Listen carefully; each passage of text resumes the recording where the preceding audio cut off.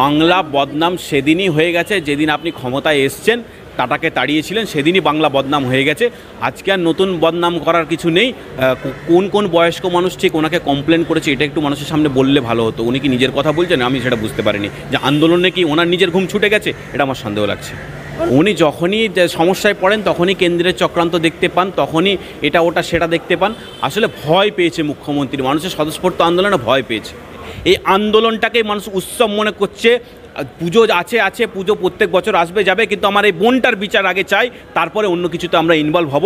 এটাই সবার কাছে কাম্য, সবার কাছে প্রিয়। মুখ্যমন্ত্রী তো প্রথম থেকেই এটাকে, কালকে উনি বললেন আমি টাকার কথা বলিনি, অথচ পিছনে বলে গেছে না আমি টাকার কথা বলেছিলাম। অর্থাৎ এক মিথ্যাবাদী মুখ্যমন্ত্রী, তার থেকে এটাই এক্সপেক্টেড যে এই রাজ্য সরকারটা আইনে চলে না, এটা লাইনে চলে। অর্থাৎ ফোনাফুনিতে চলে। সমস্ত কিছুকে এরা লোপাট করতে যারা ব্যস্ত ছিল, যারা দেহ লোপাট করতে ব্যস্ত ছিল, যারা প্রমাণ লোপাট করতে ব্যস্ত ছিল, তারা চালান লোপাট করবে না? চালান তো সামান্য জিনিস, ওরা তো গোটা বডিটাকেই এক প্রকার ডিসপোজাল করে দিল, যাতে দ্বিতীয়বার ময়না তদন্তের কোনো সুযোগই না থাকে।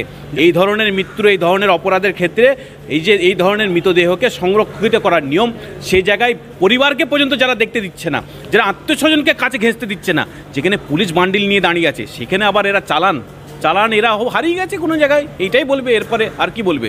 এরা চালান দেবে? যে জিনিসের অস্তিত্বই নেই সেই জিনিস এরা কী করে দেবে? এটা সন্দেহজনক ব্যাপার একটা।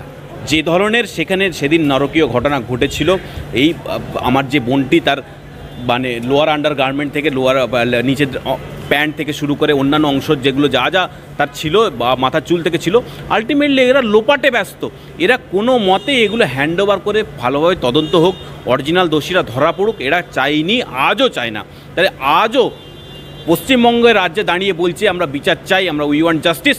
আর দিল্লিতে গিয়ে সুপ্রিম কোর্টে 21 জন লয়ার দাঁড় করিয়ে বলছে যে না এরকম কোনো ঘটনা ঘটেনি, ডাক্তাররা যা করছে ভুল করছে, এটা করছে সেটা করছে। অর্থাৎ দুরকম মুখ, সাপের মুখেও চুমু খাচ্ছে, ব্যাঙের মুখেও চুমু খাচ্ছে। এটাই মমতা ব্যানার্জির চরিত্র। হ্যাঁ, ঠিক আছে। এই মুখ্যমন্ত্রী তো আন্দোলনের গলা টিপেই মারে, বিরোধী দলকে গলা টিপে মারে, বিরোধী দলের নেতাদেরকে ভাঙিয়ে নিজের দলে নেয়। নিজের সংখ্যাগরিষ্ঠতা আছে, তাও কি কেন জানি না কিসের জন্য দরকার পড়ে।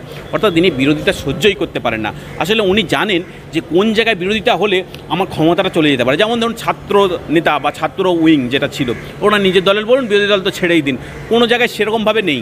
শোন, যুব শ্রমিক রাজনীতি এটা গায়েব হয়ে গেছে পশ্চিমবাংলা থেকে, কিন্তু মানুষ স্বতঃস্ফূর্তভাবে রাস্তায় নেমে পড়ছে। উনি ভয় পেয়ে গেছে, ওনার প্রশাসন ভয় পেয়ে গেছে। এই ধরনের মৃত্যুতে যে যা করণীয় শুরু থেকে করার কথা, এফআইআর থেকে শুরু করে সব কিছুতেই একটা ডিলে, সব কিছুতে একটা ঢিলেমি, সব কিছুতেই একবার 3-3বার ফোন করে বলা হচ্ছে যে না মেয়ে আত্মহত্যা করেছে, আপনারা আসুন, এটা করুন ওটা করুন। পরিবার এক জায়গায় থাকছে, দেহ আর এক জায়গায় চলে যাচ্ছে। তাড়াতাড়ি করে ঘাটের অন্য মৃতদেহ সব দেহকে সাইড করে রেখে এটাকে আগে ডিসপোজাল করে দেওয়া হলো। এক প্রকার আগে এটাকে যেন তেন প্রকারণ এটাকে করতে হবে। যে আমার বোনটির রক্তের কান্না কেঁদে পৃথিবী থেকে বিদায় নিল, অত্যাচারিত হয়ে রেপ হলো, মার্ডার হলো, তার দেহকে লোপাট করার জন্য এই রাজ্য সরকার, এই নির্লজ্জ প্রশাসন উঠে পড়ে লাগলো এবং তার কাজ করছে। এবং কি হয় যে হাড়বাড়ি মে গড়বাড়ি হয়ে যাতা হয়, তাড়াতাড়িতে ভুল হয়ে গেছে, চালানে ভুল, বিভিন্ন নমুনা সংগ্রহে ভুল, কাপড় জামা হ্যান্ডওভার করতে ভুল। লিস্ট আবার কিসের? যে লিস্ট নেতারা বানিয়ে দিয়েছে সেই লিস্টের বাইরে কিছু হয়নি। যে লিস্ট, যে ওখানকার যারা রং ডুয়ার্স ছিল, যারা এর মধ্যে জড়িত ছিল, তারা এখানে এই সন্দীপ ঘোষের মতন লোকেরা তারা করেনি, এতে ইনফ্লুয়েন্স খাটিয়েছে। নাহলে অত লোক জড়ো হলো কী করে? নাহলে অত লোক ওখানে জড়োটা হলো কী করে? এবং কলকাতা পুলিশ নির্লজ্জ, একজনের ফটো দেখাচ্ছে ফরেন্সিক বিশেষজ্ঞ হিসাবে, পরবর্তী দেখা যাচ্ছে যে সে অন্যজন। এবং এদের থেকে এটাই এক্সপেক্টেড। একদম রসাতলে চলে গেছে এই পুলিশ প্রশাসন, আর কিছু বলার নেই এখানে। দেখুন, তদন্তের অনেক রকম ক্রাইটেরিয়া আছে। এক্ষেত্রে যে ধরনের তদন্ত হচ্ছে, তে এই যে নমুনাগুলো, এগুলো একটা তদন্তের পার্ট, তেমনি অন্যান্য পার্টও আছে। ঠিক আছে, তার ইলেকট্রনিক এভিডেন্স থেকে শুরু করে, তার বিভিন্ন ফোন থেকে, ল্যাপটপ থেকে শুরু করে, এটা ওটা সেটা, এই ধরনের এভিডেন্সও কাজ আছে। কিন্তু এই ক্ষেত্রে যেটা মেন এভিডেন্স, যেখানে মৃতদেহ, ময়না তদন্ত এবং তার এই কাপড় জামা এটা ওটা, কারণ এখানে প্রচুর ফিঙ্গারপ্রিন্ট থাকার সম্ভাবনা ছিল, এখানে এটা ওটা, ওখানে পায়ের ফুটপ্রিন্ট থাকার সম্ভাবনা ছিল। এইগুলো একদিকে ডিস্ট্রয় হচ্ছে এরকম একটা সম্ভাবনা যখন এটা করে দেওয়া হয়েছে, এটা ধরেই নেওয়া হচ্ছে এক প্রকার, তো সুতরাং সেই দিকটা বাদ দিলে বাকি দিকগুলো খোলা আছে। আশা করি তদন্তকারী সংস্থা তদন্ত অনেক দেরিতে পেয়েছে।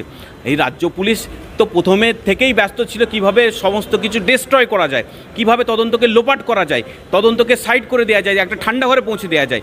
ওই জন্যই তো পরের দিন থেকে তারাই এক প্রকার বলছে যে আপনারা যান, মৃতদেহ অমুক জায়গায় আছে, কিন্তু অমুক জায়গায় না থেকে আবার অন্য জায়গায় আছে, তাড়াতাড়ি ডিসপোজাল করে দেওয়া হলো। সুতরাং যে জায়গায় দাঁড়িয়ে আছে সিবিআই যে পর্যায়ে এটা পেয়েছে, প্রথমে মৃতদেহ ডিসপোজাল হয়ে গেল, তারপরে ওখানে যে দেয়াল ফেয়াল ভাঙচুর করে সেই দিকে একটা এভিডেন্স ডিস্ট্রয়ের চেষ্টা করা হলো, তারপরে আবার ওখানে 5-7 হাজার লোককে ঢুকিয়ে দিয়ে সেখানে আবার একবার হামলা করে দেওয়া হলো, তারপরে সিবিআই মামলাটা পেল। অর্থাৎ অনেকটা লেট হয়ে গেছে।